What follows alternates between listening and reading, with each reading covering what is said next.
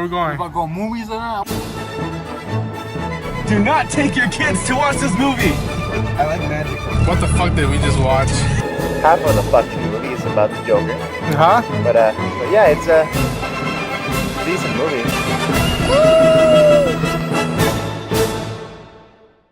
Hello everyone, I'm Ronan and Ching, and this is my Cloverfield Paradox review.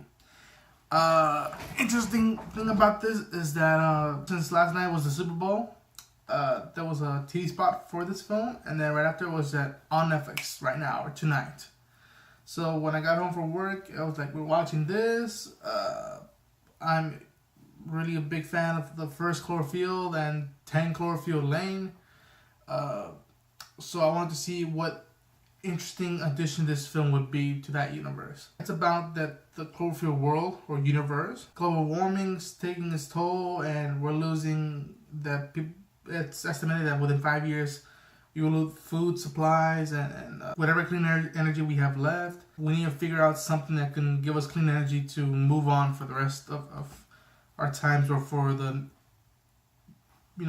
few expanded years that we would have, rather than the current issue.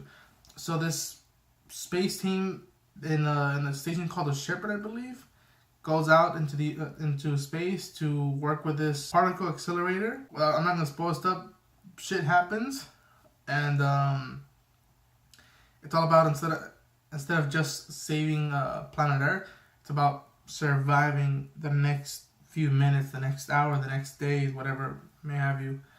I gotta admit, I really dug this film. I thought it was a cool film.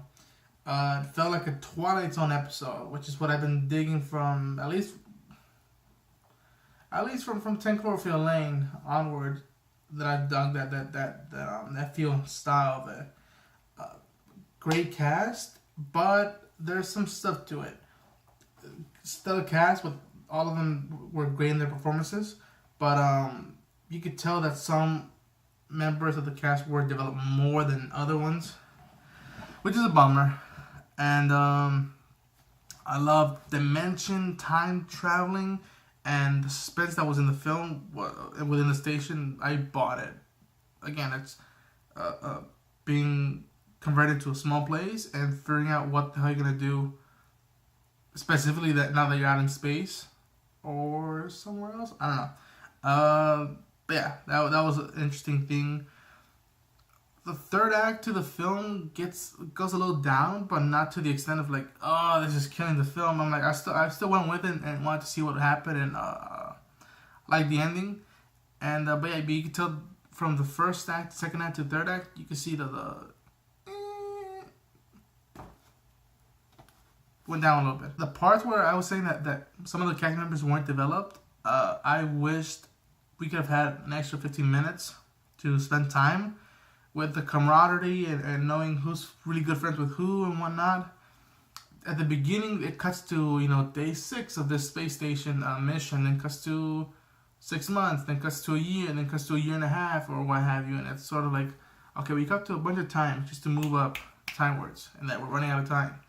Why couldn't we spend a little bit of time within those months, years, to see how the team was still enthusiastic, and then when I was like getting fed up with like, what the fuck, no results coming in, I don't trust you anymore, or you're not doing enough shit, like pick up your game. And instead of going from brothers to rivals, desperation to compassion, I would have dug to see that more within 15 minutes. I think I liked, even though for me I'd be the third in the ranking of the 3 films of Cloverfield. I'm still going at this with Cloverfield and 10 Cloverfield Lane, but Paradox would be underneath it, and it's a cool addition to me, at least for me. It's a cool addition, which might open more ideas than just monsters or things outside our front door or within our city. I think that it would open up just a little bit of that, depending on point of view. But yeah, it's in third place in my opinion. Cool movie, I had fun, but it's third place. To a degree, some people might find that a lot of stuff wasn't explained. There is validity to that, but at the same time, there was weird, creepy stuff that I'm like, Okay, that's creepy and weird, but let's see where that goes. Instead of being like, how did that get played? What? It's depending on how you feel and how you feel of where this franchise is at, why that's not explained, why that's explained, why that isn't. Whoa, what the, and onwards and onwards. Damn, I don't want to get into spoil. Yeah, I won't spoil it. That there's a subplot into the film that I didn't think was necessary, yet it mattered to one of the characters in the story. That's all I'll say. I don't